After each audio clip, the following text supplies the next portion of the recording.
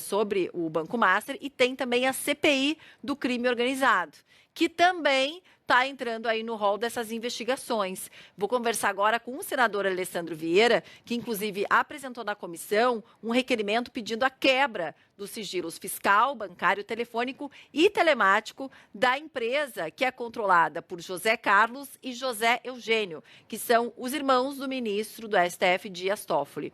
Senador, obrigada por conversar com a gente. O senhor pediu essa quebra de sigilo, quero entender se essas articulações, até para a polícia, às vezes está difícil conseguir algumas questões envolvendo o Banco Master. Para quem que o senhor pediu, como é que foi essa conversa, se vai ser realmente possível e qual que é a ideia, o objetivo dessa quebra de sigilo dentro da CPI. Senador, boa tarde, bem-vindo. Boa tarde. O objetivo é conduzir uma investigação técnica e bastante sóbria.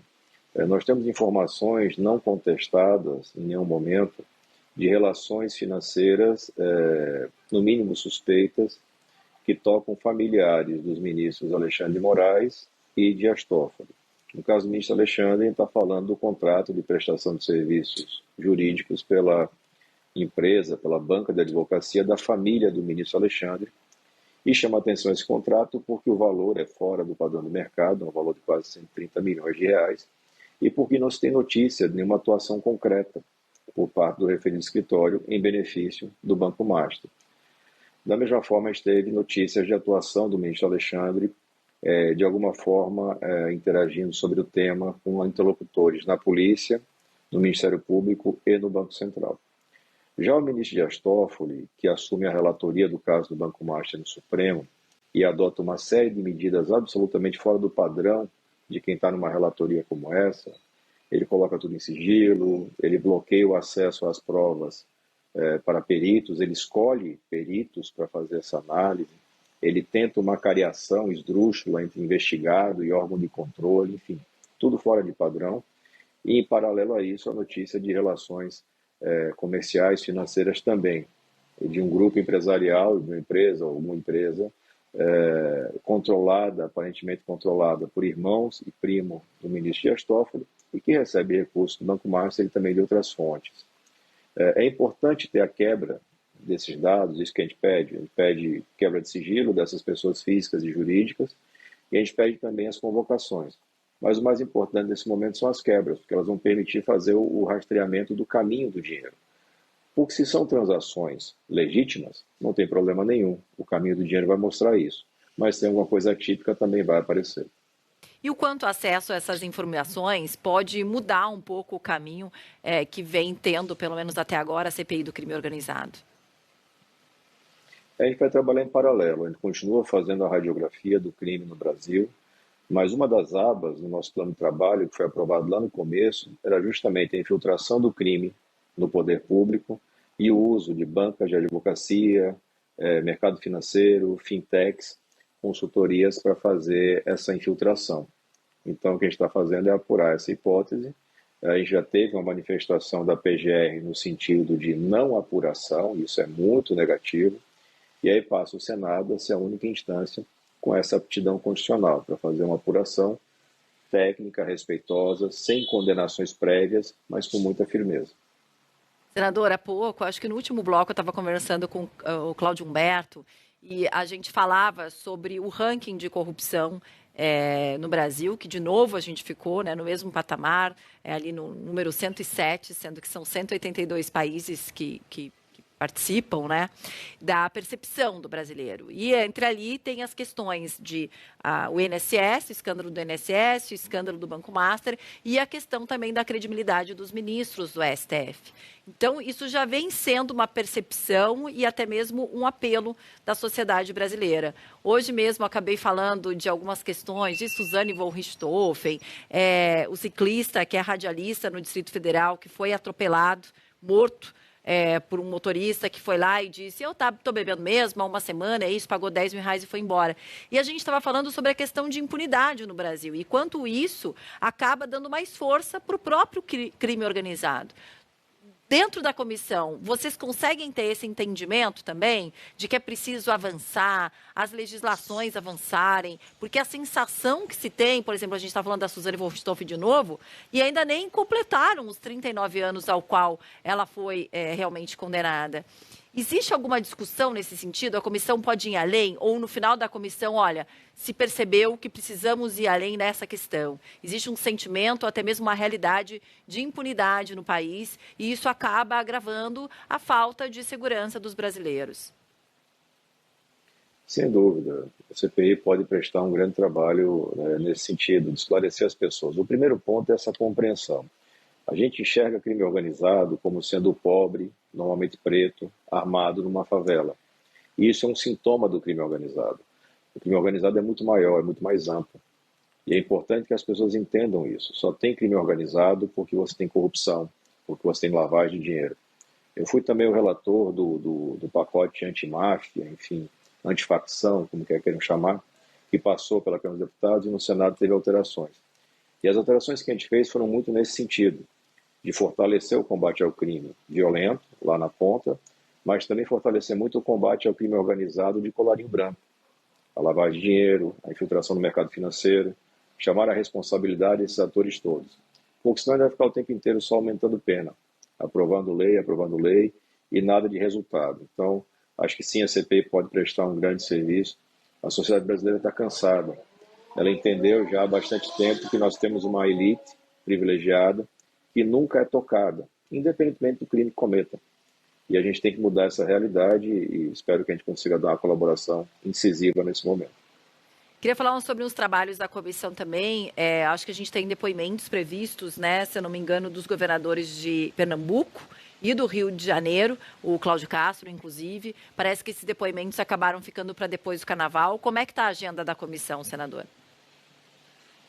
A gente está rearrumando essa agenda, ela é de responsabilidade do presidente, do senador Fabiano Contarato, do Espírito Santo, e a gente tem que ter um espaço para reunião deliberativa, porque nós temos um acumulado de requerimentos importantes, inclusive esses requerimentos do Banco Master, e a gente tem que ter também uma cautela maior para fazer esses agendamentos com governadores, com uma antecedência suficiente para garantir previsibilidade. Não adianta sair marcando e não ter a confirmação da presença. Me parece que Cláudio Castro estava em viagem, enfim. Acho que a gente vai ter um retorno do Carnaval com muita movimentação e eu espero começar justamente pela deliberação dos requerimentos que são urgentes. Quais os requerimentos que são urgentes? Quebras de sigilo e convocações de figuras vinculadas ao caso do Banco Master, para que a gente possa avançar nessa seara, que é uma seara que está, nesse ponto específico, parada. A gente tem que avançar nisso de forma muito clara, muito incisiva, e dar continuidade ao que a gente já vem fazendo da radiografia geral, do sistema prisional, da atuação das polícias, entender como cada estado vem tratando disso, para poder chegar ao final com um produto robusto de mudanças na lei, de sugestões consistentes de melhoria da lei, mas também, eventualmente, com a identificação de verdades que estão escondidas há bastante tempo. Governadores de Pernambuco e do Rio de Janeiro, esses depoimentos que ficaram para depois do Carnaval, qual o objetivo? São dois casos específicos de governos com números negativos. No caso de Pernambuco, esses números vêm melhorando, de uma certa forma acelerada. No caso do Rio de Janeiro, não. O Rio de Janeiro é um quadro muito específico no Brasil. O Rio de Janeiro é um estado que teve, se não estou enganado nas contas, 5 governadores presos, procurador-geral de justiça preso, conselheiro de Tribunal de Contas preso. Então, os problemas lá de crime organizado são muito mais amplos. Eles não se limitam a um confronto no morro. Eles têm uma profundidade muito maior. E quando a gente vai para o diagnóstico tem que tocar esses pontos todos. Então, a gente vai avaliar as operações, a distribuição de polícia no território, o que falta, por que o investimento em inteligência não é tão alto proporcionalmente em comparação com outros estados. E já em Pernambuco, ouvir da governadora Raquel os avanços que ela obteve e quais são os obstáculos. O País Pernambuco fez um processo muito acelerado de investimentos e contratações na área de segurança. Então, trazer esses exemplos, como a gente fez com Santa Catarina, que é um exemplo muito positivo. O governador Jorginho Melo esteve com a gente, prestou todas as informações, mostrando por que Santa Catarina é muito mais seguro do que os estados vizinhos, por exemplo. O que foi feito lá? Dá para repetir no Brasil inteiro. O Brasil não está condenado a ser governado nem comandado pelo crime. Agora, senador, o senhor está sempre à frente dessas pautas, realmente, que são de importância, né, muito grande para a sociedade. A gente viu na questão do ano passado, na operação no Rio de Janeiro, que o próprio governo ele toma uma postura de, primeiro, condenar a operação como ela foi feita, e aí existe uma pesquisa em que mostra que a sociedade, e até mesmo moradores da sociedade, da comunidade onde a operação é feita, são a favores de operações como essa. A partir dali, discussões sobre segurança pública, que estavam, entre aspas, engavetadas, né, acabam aparecendo, os textos são discutidos, mas uma coisa acontece em cima da outra.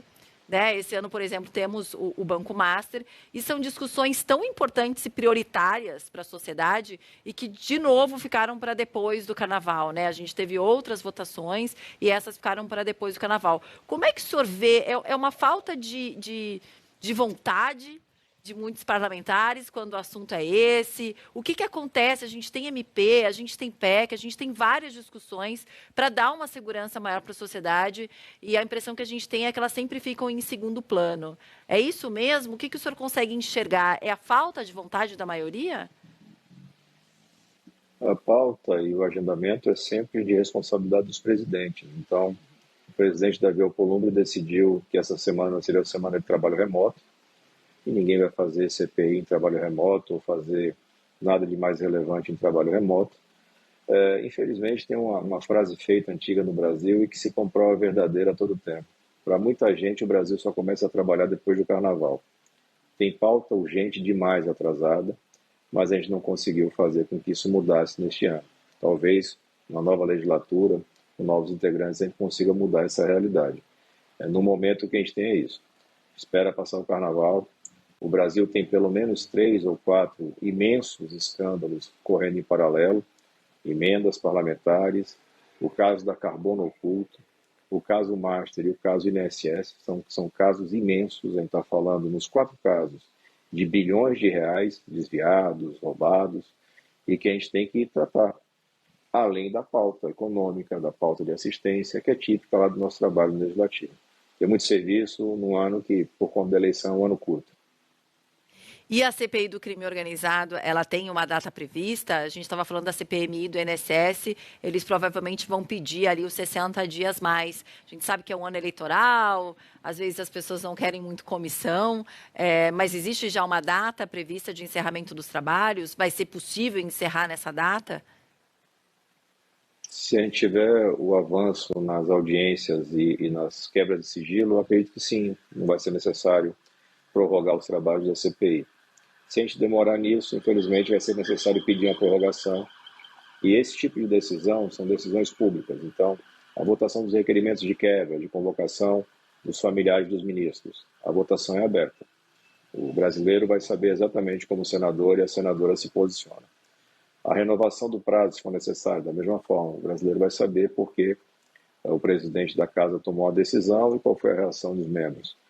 Porque o Brasil não aguenta mais tanta coisa empurrada para debaixo do tapete. Acho que chegou a hora de fazer um acerto de contas e entender esse retrato triste do crime organizado, infiltrado nos mais altos poderes do Brasil e aplicar o remédio necessário, que passa por punição, mas passa também por eleição lá perto do final do ano. Além dos governadores que iriam falar agora, né, entre hoje e amanhã, que já estão garantidos para depois do Carnaval, porque, como o senhor falou, né, todo mundo remotamente, então tem que esperar presencialmente. E os pedidos de quebra de sigilo, tem mais alguém ali na mira da comissão para falar, ou algumas outras atitudes, enfim, que vocês estão prevendo? A gente tem a conclusão dessa radiografia estadual, então, mais alguns líderes estaduais e suas equipes técnicas, porque não é só o governador, né, o secretário, o chefe de polícia, comandante da PM, perícia, nos dá uma radiografia completa. E esse comparativo vai ser muito bom para que o Congresso possa avançar em coisas que já não é feito. O exemplo da antifacção, quando eu pego a relatoria, a gente coloca ali o financiamento, que é uma questão fundamental para a segurança pública. Eu sou um profissional de segurança pública, sou delegado há 25 anos. Então, a gente sabe exatamente o que precisa fazer. Os técnicos sabem o que é preciso fazer. Falta, às vezes, conhecimento por parte do político ou coragem, vontade política para fazer o que é necessário.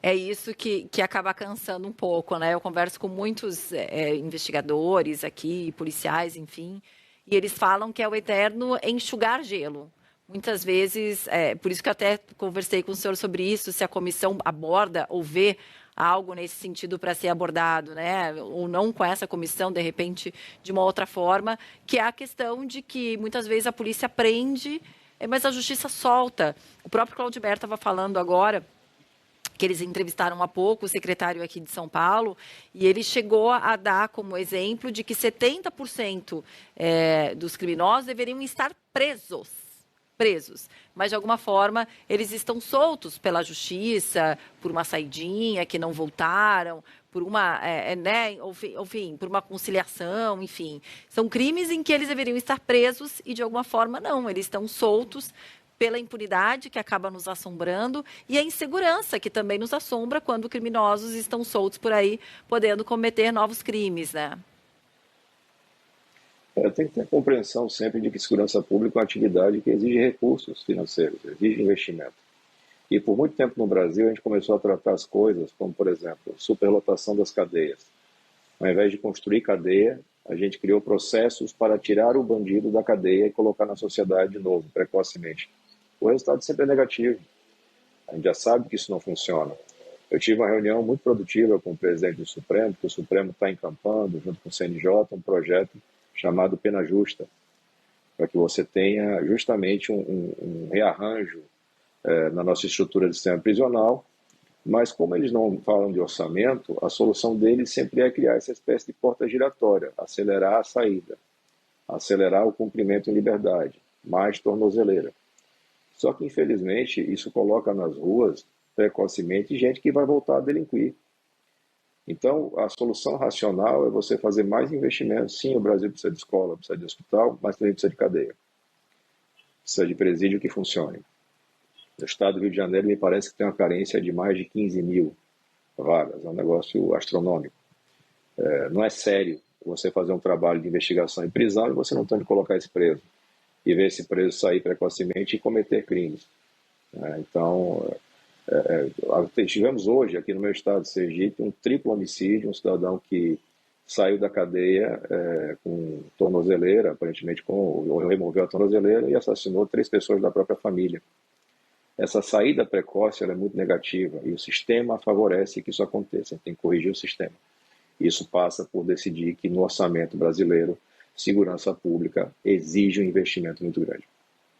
É isso aí, é isso que a gente espera, viu? Obrigada, senador. Boa sorte aí nos trabalhos, na volta do carnaval. Aí eu acho que vai, né? Pelo menos essa é a nossa esperança, né? Que depois do carnaval aí, quem não trabalhou ainda comece a trabalhar. Tem muita coisa para ser resolvida. A gente sabe que o calendário esse ano é apertado por conta das eleições, aí as vontades, né? Os objetivos começam a ser outros. Obrigada, senador, por ter conversado aqui com a gente. Até a próxima. Até a próxima.